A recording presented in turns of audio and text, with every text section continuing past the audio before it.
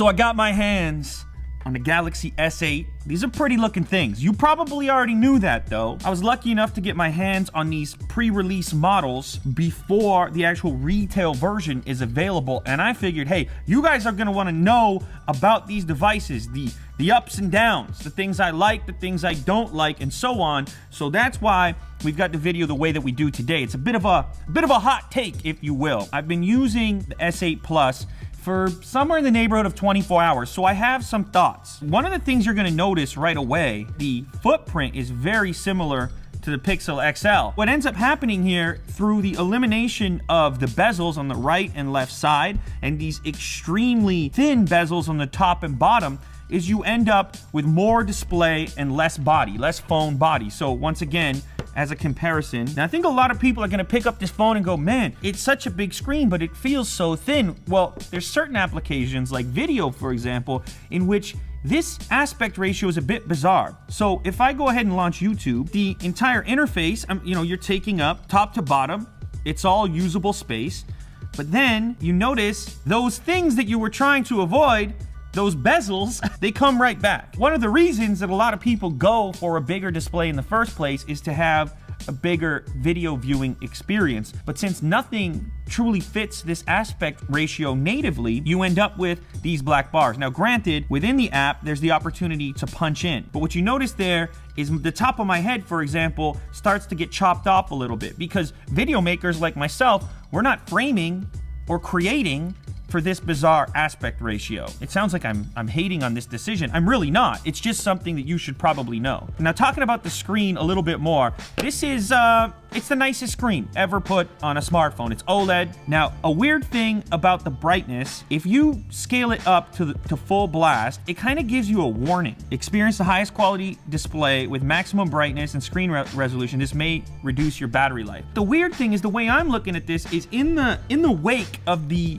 Note 7, of course, that whole fiasco with batteries expanding and exploding and so on, it's not the most confidence-inspiring thing to have the manufacturer tell you to not use your device at maximum capacity. It's blue all the way up, and you get to the very end, and it turns orange. To me, there's a strange kind of subconscious implication that I'm not using the device properly, or that I'm pushing it to the extreme. There's also this performance mode button, dedicated button, which will push your brightness up 10%. It's that last 10% represented by the orange color on the bar. And then it'll also give you the actual screen resolution that you were buying, the WQHD+. This is where things get super weird. By default, out of the box, you're not getting the full res of the display, which, by the way, the most beautiful display ever. You would think, hey, Samsung, you've innovated here. You've created this incredibly beautiful display. Wouldn't you want people to have all the pixels out of the box? By default, it's in FHD+, so 2220 by 1080, so a little bit beyond 1080p, but of course not nearly as groundbreaking as this WQHD+, 2960 by 1440. This is where that resolution is going to run in the center, and you've got to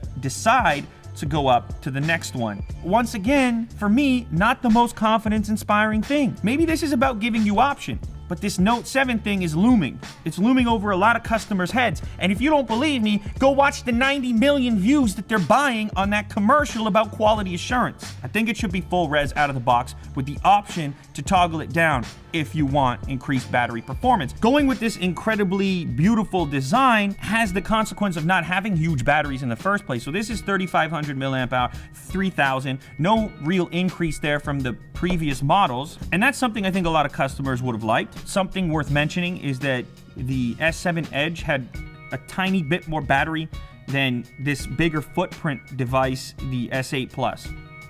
It's worth noting, but you have the ability to set up Edge panels, so you could hide some apps in there if you like it. My issue with having this thing over here is inevitably what ends up happening is in a particular app where I'm grabbing from the side of the display to scroll, especially if you're using the device in landscape mode and you're kind of scrolling up and down, sometimes you can toggle that accidentally. So the device I've been using, I just turned that off. Another big thing worth mentioning is what Samsung has done with the software here. It seems weird to say, but it's probably my favorite development. I like the kind of stripped down, clean version of Android as it was intended. Now, Samsung has made their own tweaks to this skin. This thing in no way reflects what TouchWiz used to look like. In fact, it's a lot closer to the way the Pixel looks and stock Android behaves. By default, you have no apps natively in the display section here, like you would on an iPhone, for example. They're all hidden in this little drawer, which you pull up on. Look at this. Way cleaner. For the first time ever, I've got the back button in the right location. You can swap the back button to the other side, which is the way that it's been. Another thing to mention, in the absence of a physical button, this home button here on the S8 Plus and the S8 has a little haptic feedback to it, similar to what the iPhone has. But I like that they're not taking up too much real estate with that section either. These are nice little buttons. These two phones actually have the same resolution potential. There is absolutely no pixel breakup at all. I don't know that the human eye is capable of picking up that variance in pixel density at this scale here, but it's an interesting thing to note. One of the things I appreciate about these displays is the fact that they have this cool color temperature. You can toggle this blue light filter to warm up the tone, and if I click down here, another nice thing is you can kind of toggle how much of it you want. So you might like a really warm tone or something a little bit cooler. There's this whole thing about using warmer tones at night, help you go to sleep. I wouldn't know about it. 3 a.m., I'm trying to go to bed. You know how that goes. So there's been a little bit of talk, a little bit of chatter about the speaker situation on these devices, which is a little bit strange to me because it seems pretty obvious. There's a single speaker grill, even though there were rumors that we were going to have stereo speakers on here. Not so much the case. You have a similar speaker layout to the old stuff, you see. Of course, we have USB Type-C added now, and still a traditional headphone jack, which I know a lot of people are going to be happy about. They're going to include some pretty high-end AKG headphones with the retail version of this device. Chances are they're going to be a huge step up on what you're used to receiving included in the box. Message boards, stock quotes, news, email notifications, Google Analytics. I heard McDonald's is hiring. You ever flip a burger? So the front-facing camera got an improvement in terms of number of pixels, so it's an 8-megapixel front-facing camera now. On the back, though, you still have 12 megapixels. From what I can tell, though, from what Samsung is saying, there are some software differences in how these images are being handled. Theoretically, maybe there's a slim improvement. I think you're gonna see images very close to what the S7 was doing. It's really amazing, the quality of images we're making right now. You now have QHD available on the front-facing camera. When we switch to the back-facing camera, of course, we go all the way up to UHD. You can see the default setting is FHD 1920 by 1080. Plenty of options above that, which you have to select yourself, including a 60 frame per second option at 1080p. This might be a huge consideration. Oh my goodness. This might be the deal breaker for you.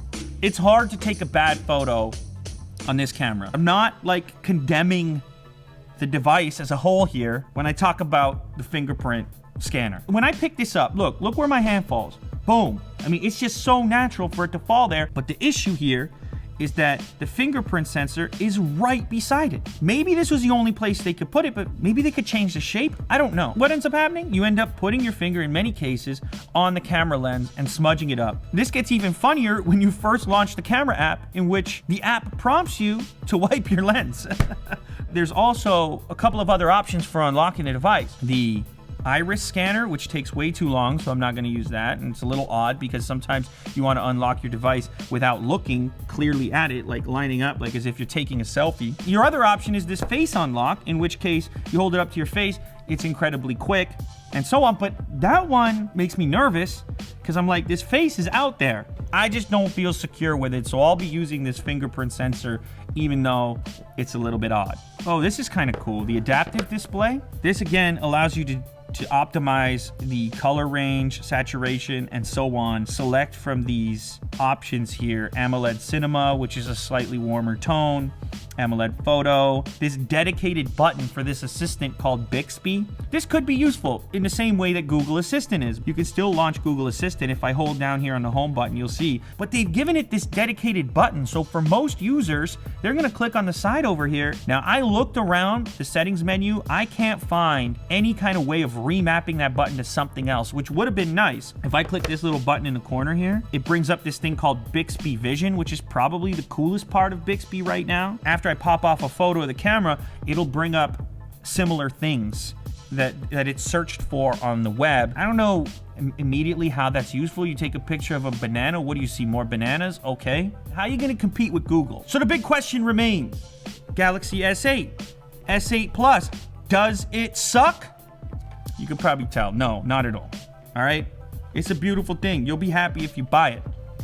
You just got to figure out if you could have spent that extra money on something else. You go with a cheaper phone, all of a sudden, maybe you take a vacation. You meet the love of your life. Now you're on a sailboat. Or you could just spend alone time with your S8. You pervert.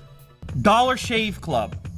You heard that name kicking around in the past. You're probably spending a boatload of cash on your razors right now because you want to look clean. You want to look slick like Tom. It's important in life to protect your most valuable resource. Do you know what that resource is, Tom? Your face. Wrong! Time. That resource is time. It's the one thing you'll never get more of. These guys right here, what do?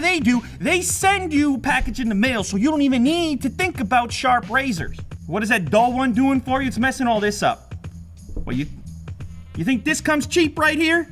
How long does this take? Not long.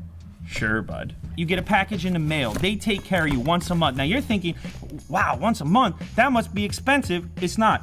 In fact, right now, it's $1. $1, that should take care of the terrible smell coming out of you right now. It's got the shave butter in here. This is a deluxe kind of setup. We have the razor blades, the body bar, so maybe you're more this kind of guy, I don't know. You know, in the store, something like that with the metal and the grip, you're paying something for that.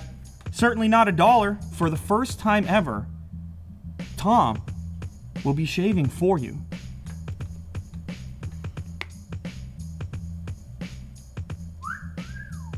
Why did you leave?